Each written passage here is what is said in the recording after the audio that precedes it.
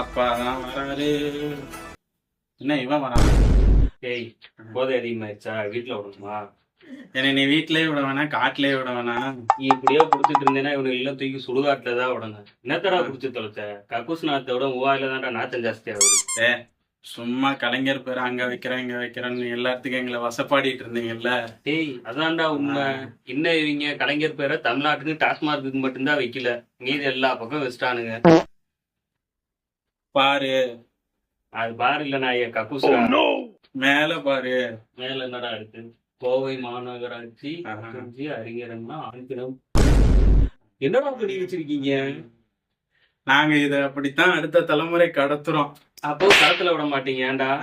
டேய், அறிஞர் அண்ணா கட்சி ஆரம்பிச்சனால தான்டா இன்னைக்கு நீங்க ஆட்சியில் இருக்கீங்க. கக்கஞ்சி கடைசி வரைக்கும் நேர்மையா இருந்துட்டு செத்து போனாரா? அவங்க பேரை இங்க வச்சு ஏன்டா அசிங்கப்படுத்துறீங்க? சரி, அதை விடுறா.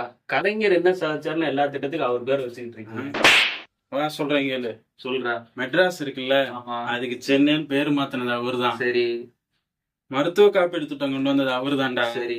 பிச்சைக்காரங்க தெரியுமா? நிக்கிறைய அவங்கள ஒழிக்கிறதுக்கு ஒரு திட்டம் கொண்டு வந்தது அவருதான்டா. நாயே, இன்னைக்கு பிச்சைக்காரனா இருக்கிறதுக்கு காரணமே அவருதான்டா. கச்சத்தீவு தூக்கி கொடுக்கும்போது வேடிக்கை பார்த்தது அவருதான். காவிரி பிரச்சனைக்கு ஆரம்பமே உங்காலுதான்டா.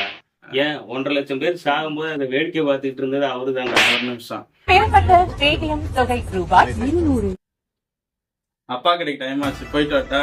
இதுக்குதான் எவ்வளவு நேரம் முட்டு கொடுத்துட்டு இருந்தியாரா? வரேன்.